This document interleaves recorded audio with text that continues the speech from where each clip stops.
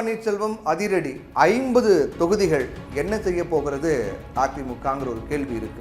அதிமுகவிலிருந்து பன்னீர்செல்வம் வெளியேற்றப்பட்ட போது அவர் கூட பெரிய எண்ணிக்கையிலான நிர்வாகிகள் அதிமுக முக்கிய தலைவர்கள் யாருமே வரலை அப்படின்னாலும் கூட தென் மாவட்டங்களில் சில தொகுதிகள் குறிப்பிட்ட ஒரு சில இடங்களில் ஒரு குறிப்பிடத்தக்க அளவுக்கான வாக்கு வங்கி செல்வாக்கு பன்னீர்செல்வத்திற்கு இருக்கிறது. அதில் மாற்றுக்கிறதே கிடையாது.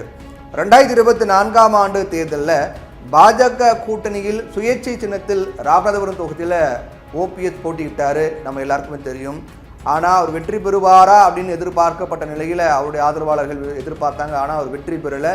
இருந்தாலும் ஒரு மிக வலுவான ஒரு வாக்கு வங்கியை அவர் எடுத்தார் அப்படிங்கிற மாற்றுக்கிறது கிடையாது.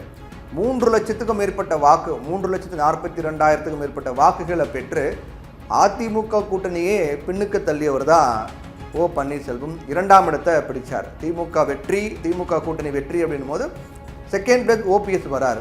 இது ஒரு மிகப்பெரிய ஒரு வரவேற்பாக தான் பார்க்கப்படுது, பேச்சு பொருளாக மாறியது. முதலமைச்சர் மு.க. ஸ்டாலினை சந்தித்த பிறகு எழுந்த சந்தேகங்களுக்கு பதிலளிக்கக்கூடிய வகையில் திமுகவுடன் கூட்டணி அமைக்கப் போவதாக சொல்றது சரி கிடையாது அப்படின்னு சொல்லி அந்த யூகத்திற்கும் இப்போதைக்கு முற்றுப்புள்ளி வச்சிருக்கார் பன்னீர்செல்வம். அடுத்ததாக யார் கூட அணி சேர திட்டமிட்டிருக்கிறார், இல்லை என்ன பண்ண போகிறார் அப்படிங்கிறதா இன்னும் அவர் தெளிவுபடுத்தலை. பன்னீர்செல்வத்தினுடைய ஆதரவாளர்களை பொறுத்த வரைக்கும் அவரால் தென் மாவட்டங்களில் கிழக்கு மாவட்டங்களிலும் பெரும் தாக்கத்தை ஏற்படுத்த முடியும் அப்படின்னு அவங்க கருதுகிறாங்க. கடந்த கால அரசியல் வரலாறு பன்னீர்செல்வத்திற்கு கூடிய ஆதரவு இதெல்லாம் வைத்து பார்க்கும்போது ஒரு கணிப்புக்கு வராங்க. பன்னீர்செல்வம் திரும்பவும் அதிமுகவில் இணைய முயற்சித்த போதெல்லாம் கூட காலம் கடந்து விட்டது அப்படின்னு அவர் யாருக்கும் விசுவாசம் இல்லாதவர் அப்படின்னா தனிப்பட்ட முறையில் தாக்குதல் இறங்கினாங்க அதிமுகவினர். ஜெயச்சந்திரனின் அடடா ஆடியோ ஆஃபர் 5 முதல் 70% வரை டிஸ்கவுண்ட். மேற்கு மாவட்டங்களை பொறுத்த வரைக்கும் அதிமுகவும் பாஜகவும் வலுவாக இருக்கிறதா சொல்லப்படுது. வட மாவட்டங்களை பொறுத்தவரை பாமகவுடன் கூட்டணி ஏற்பட்டால் அங்கே ஒரு கணிசமான ஒரு பலம் கிடைக்கும். ஆனால் தென் மாவட்டங்களை பொறுத்த வரைக்கும் பன்னீர்செல்வம் உடனிருப்பது தான் அந்த கூட்டணிக்கு நல்லது அப்படிங்கிறது தான் கடந்த கால அரசியல் வரலாறு சொல்லக்கூடிய செய்தியாக இருக்கிறது.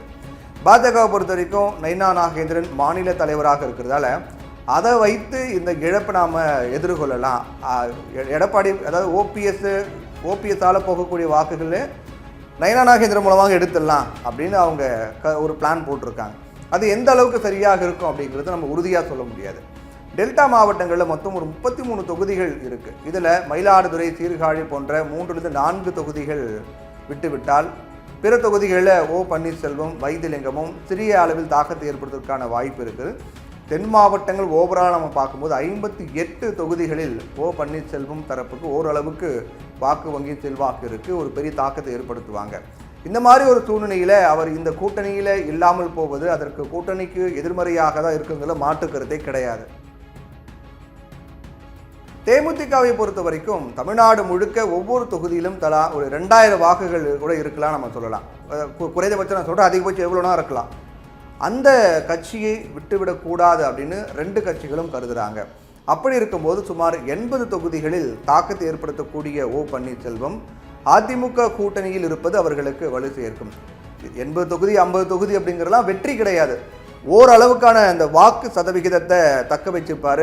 ரெண்டாவது அவர் ஒரு டீமில் இருக்காருன்னா அந்த டீமுக்கு அது இந்த வாக்கு எல்லாம் போகும்போது அது பெரிய ஒரு சாதகமாக அமையும்.